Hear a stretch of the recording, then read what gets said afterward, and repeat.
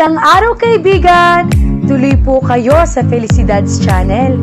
Sa mga kwento ng buhay at pag-ibig na hinalukay sa natatagong baul ni Felicidad.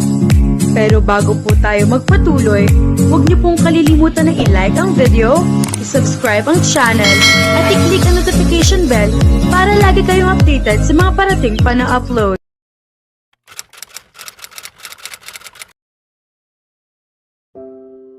Ang silid pulong sa pinakataas na palapag ay hindi na tila pag-aari ng Venture and Corporation. Tila ito ay kay Escudero. Mula sa bagong ayos ng mga upuan hanggang sa makikinis na itim na folder na maingat na nakahanay sa harap ng bawat upuan, malinaw na bakas ang presensya ni Maxwell Escudero. Hindi lamang niya inangkin ang kumpanya. Muli niya itong hinubog ayon sa sarili niyang imahe. Naupo si Ethan Mendoza sa pinakadulo ng mahabang mesang salamin, nakabukas ang laptop at perpektong nakatali ang kanyang kurbata. Nakangiti siya, ngunit bahagyang pinagpapawisan ang kanyang mga palad. Hindi dahil sa proyekto. Ilang ulit na niya itong nagawa noon. Kaya niyang magbenta ng nyebe kahit sa taong sanay na sa taglamig. Ang dahilan ay ang lalaking nasa kabilang dulo ng mesa. Si Maxwell Escudero. Ang bagong punong ehekutibong opisyal ay nakaupo ng may hindi mabasang ekspresyon, kasama si Bert Wenceslao, ang kanyang laging kasakasamang personal assistant. Hindi abala si Maxwell sa kanyang telepono, hindi rin siya pasulyap-sulyap sa relo. Nakatingin lamang siya. Nakatuon. Tahimik. At sa hindi maipaliwanag na dahilan, mas nakapangingilabot iyon kaysa kung halatang wala siyang interes. Bahagyang nilinis ni Ethan ang kanyang lalamunan. Maraming salamat sa inyong pagdalo. Gaya ng inyong nalalaman, matagal na naming binubuo ang kampanyang pang-urban ng Escudero. Isa itong malawakang pagbabago ng tatak na naglalayong makahikayat ng mas batang merkado habang pinananatili ang prestihiyo ng pangalang Escudero. Ito, pinindot niya ang remote at lumitaw ang unang slide. Ang aming bisyon. Sa sumunod na 20 minuto, pinangunahan niya ang silid na tila isang entablado. Malalawak na kumpas ng kamay. Kaakit-akit ng ngiti. Perpektong tiyempo ng pagsasalita. Iyon ang pinakamainam niyang kakayahan. Ang gawing kwento ang datos at gawing kapanapanabik ang mga bagay na karaniwang nakababagot. Nang maglaho ang huling slide, marahan siyang huminga. Iyon ang kabuuan ng presentasyon. Ngumiti siya kay Maxwell.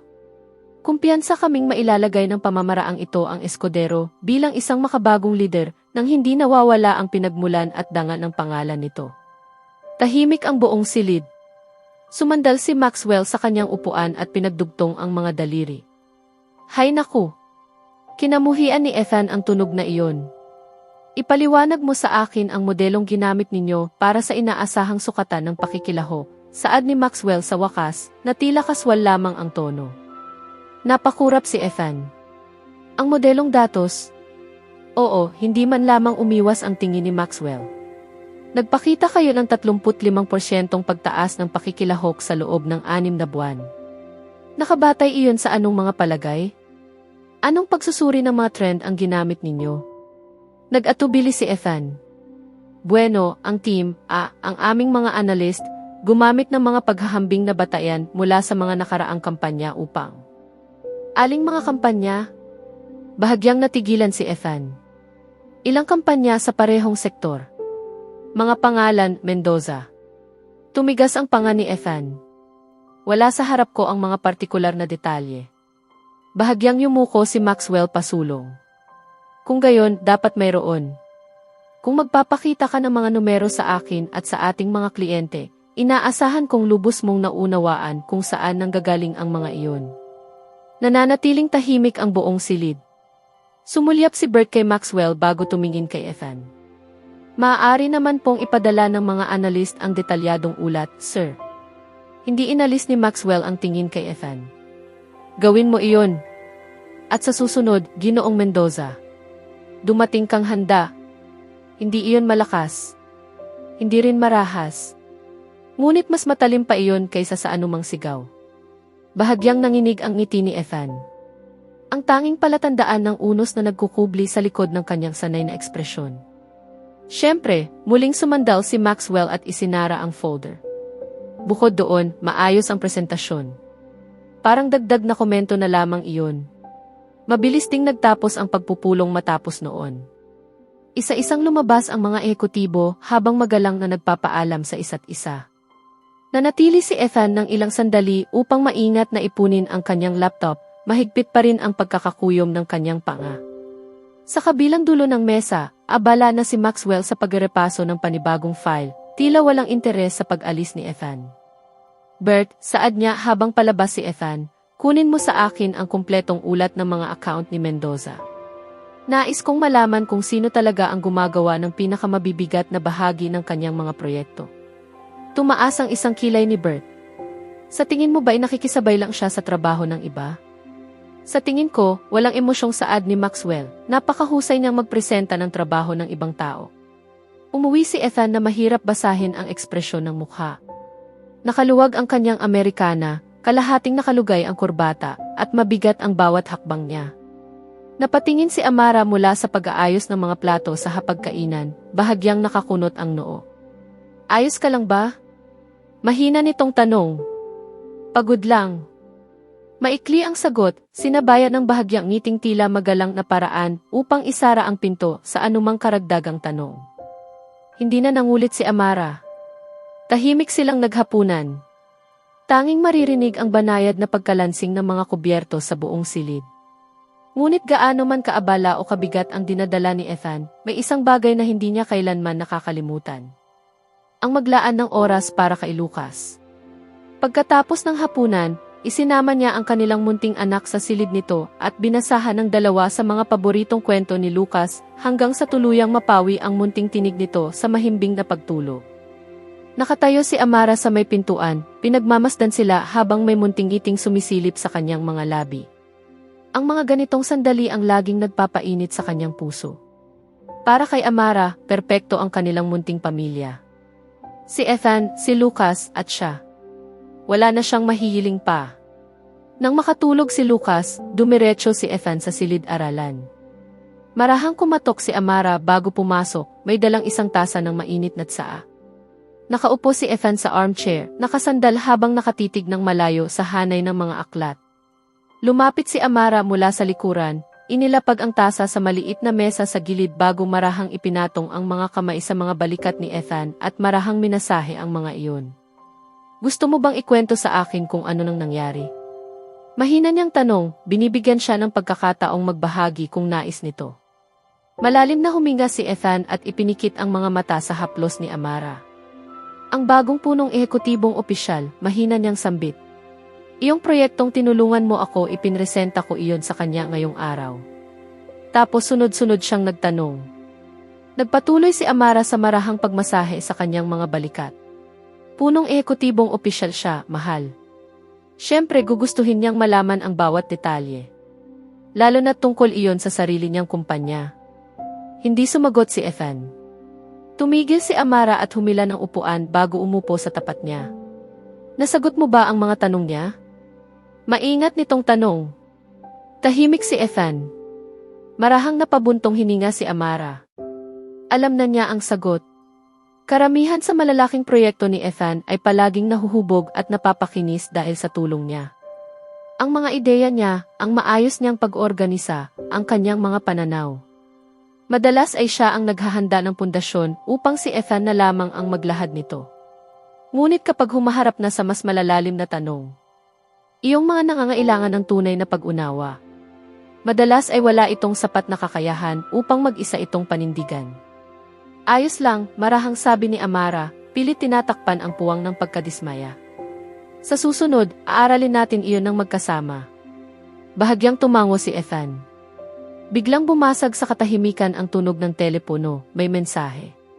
Tumayo si Ethan at agad kinuha ang kanyang telepono. Saglit niyang sinilip ang screen bago nagpakawala ng mabigat na buntong hininga. Kailangan kong lumabas, saad niya habang inaabot ang kanyang Amerikana. May pag-uusapan patungkol sa proyekto. Huwag mo na akong hintayin. Napakurap si Amara sa gulat ngunit tumango lamang. Mag-ingat ka sa pagmamaneho, mahina niyang sabi.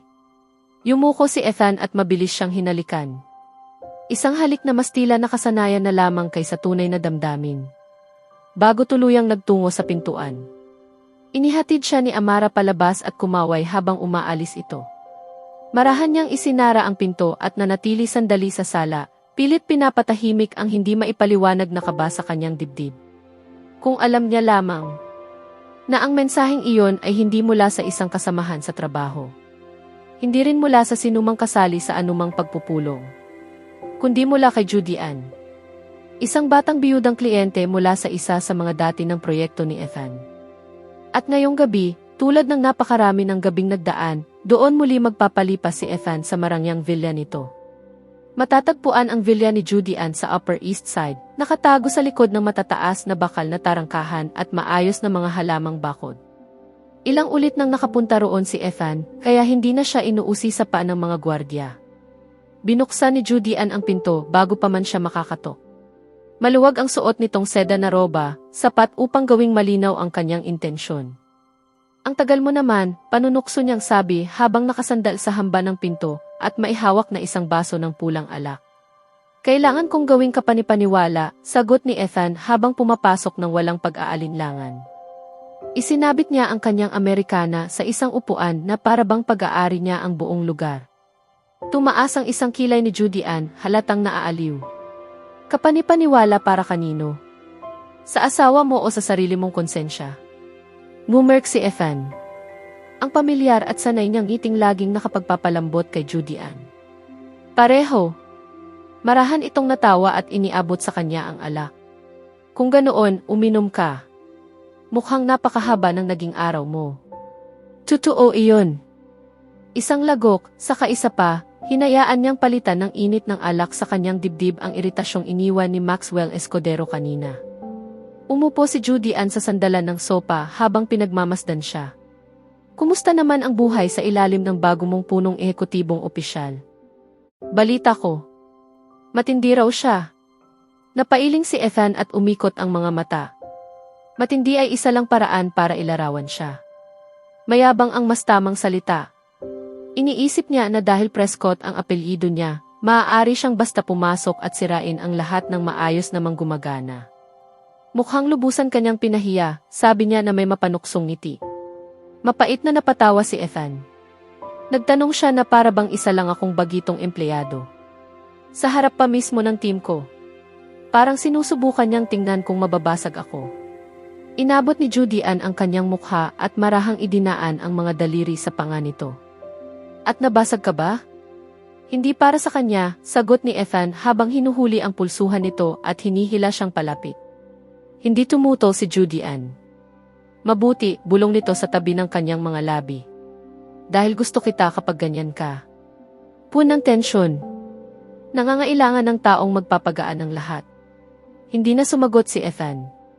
Hindi na niya kailangan pa. Pagsapit ng sandaling nakalimutan na ang mga baso ng alak at ang roba ni Judy Ann ay nakahandusay na lamang sa sahig, hindi na iniisip ni Ethan si Maxwell Escudero. O ang mga tanong na hindi niya nasagot. O ang katotohanang isang oras pa lamang ang nakalilipas mula ng marahang masahihin ng kanyang asawa ang kanyang mga balikat, pilit inaalis ang parehong tensyong ayoy masayang pinapalaya ni Judy Ann. Hindi. Sa villa ni Judy Ann, walang mga tanong na hindi niya kayang sagutin. Tanging ligaya lamang ang naroon. At para kay Ethan, sapat na iyon.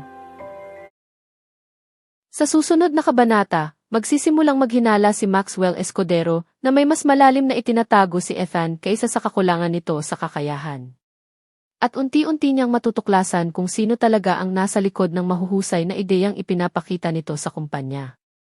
Samantala, isang hindi inaasahang pangyayari ang magtutulak kay Amara upang questionin ang mga gabing overtime ni Ethan, habang papalapit ng papalapit ang katotohanang maaaring sumira sa kanilang tila perpektong pamilya.